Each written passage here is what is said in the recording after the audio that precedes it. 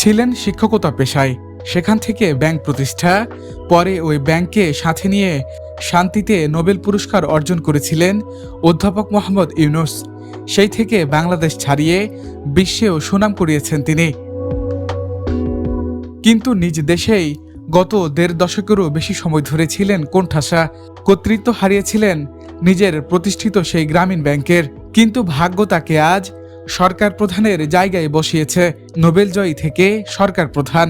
চলুন বিস্তারিত জানি কেমন ছিল মোহাম্মদ ইউনূসের জীবনযাত্রাটি। ১৯৪০ সালের ২৮শে জুন চট্টগ্রাম জেলার হাটহাজারী উপজেলায় বাথুয়া গ্রামে জন্মগ্রহণ করেন তিনি। চট্টগ্রাম কলেজিয়েট স্কুল থেকে ম্যাট্রিক পরীক্ষায় মেধা তালিকায় ১৬তম স্থান অধিকার করেন এবং চট্টগ্রাম কলেজে ভর্তি হন। ১৯৫৭ সালে ঢাকা বিশ্ববিদ্যালয়ে অর্থনীতি বিভাগের সম্মান শ্রেণীতে ভর্তি হন এবং সেখান থেকেই বিএ এবং এমএ পাশ করেন। পড়াশোনা শেষে তিনি ব্যুরো অব ইকোনমিক্সে যোগ দেন গবেষণা সহকারী হিসেবে। পরবর্তীতে ১৯৬২ সালে চট্টগ্রাম কলেজে প্রভাষক পদে যোগদান করেন। তবে ১৯৬৫ সালে তিনি স্কলারশিপ নিয়ে যুক্তরাষ্ট্রে যান। পরবর্তীতে ভ্যান্ডারবিল্ট বিশ্ববিদ্যালয় থেকে ১৯৬৯ সালে অর্থনীতিতে পিএইচডি লাভ করেন মোহাম্মদ ইউনূস।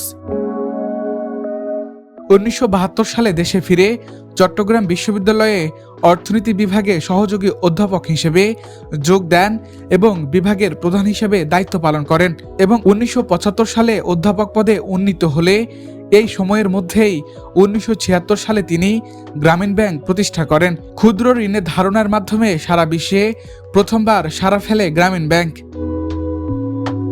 নোবেল পুরস্কার অর্জনের মাত্র ৫ মাসের মাথায় রাজনৈতিক দল গঠনের কার্যক্রম করে সবাইকে অবাক করে দিয়েছিলেন ডক্টর ইউনূস। ২০০৭ সালে সেনা সমর্থিত তত্ত্বাবধায়ক সরকারের সময় আওয়ামী লীগ সভাপতি শেখ হাসিনা ও বিএনপির চেয়ারপারসন খালেদা জিয়াকে রাজনীতি থেকে সরাতে -2 ফর্মুলা বেশ আলোচনায় ছিল। ২০০৮ সালের ২৯শে ডিসেম্বর নির্বাচনের মাধ্যমে শেখ হাসিনা ক্ষমতায় আসেন। -2 ফর্মুলার পেছনে অধ্যাপক ইউনূসকে একজন মাস্টারমাইন্ড মনে করতেন শেখ হাসিনা। এরপর ২০০৯ সালে শেখ হাসিনার সরকার গঠনের পর গত ১.৫ দশকেরও বেশি সময় ধরে ব্যাংকের কর্তৃত্ব হারানো সহ বিভিন্ন মামলায় আদালতে বারবার হাজিরা দিতে হয়েছে তাকে। গ্রেপ্তারের আশঙ্কাতেও ছিলেন তিনি। ২০০৬ সালে মোহাম্মদ ইউনূস যখন নোবেল পুরস্কারে ভূষিত হলেন তখন একই সাথে গ্রামীণ ব্যাংকও পেয়েছিলেন নোবেল পুরস্কার। গ্রামীণ ব্যাংক নোবেল পুরস্কার অর্জন করায় সে সময় বিরোধী দলে থাকা আওয়ামী লীগ সবার আগেই শুভেচ্ছা জানিয়েছিল। তবে ২০০৯ সালে ক্ষমতায় আসার পর অধ্যাপক ইউনূসের বিরুদ্ধে নানা অভিযোগ করতে থাকে আওয়ামী লীগ, যার প্রথমটা শুরু হয় গ্রামীণ ব্যাংকের ব্যবস্থাপনা পরিচালকের পদ থেকে নোবেল বিজয়ী ডক্টর মোহাম্মদ ইউনূসকে অব্যাহতি দেওয়ার মধ্য দিয়ে।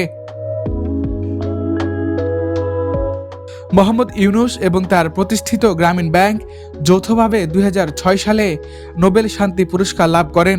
তিনি প্রথম বাংলাদেশি হিসেবে এই পুরস্কার লাভ করেছেন। ইসমু আহমেদ, বাণিজ্য প্রতিদিন।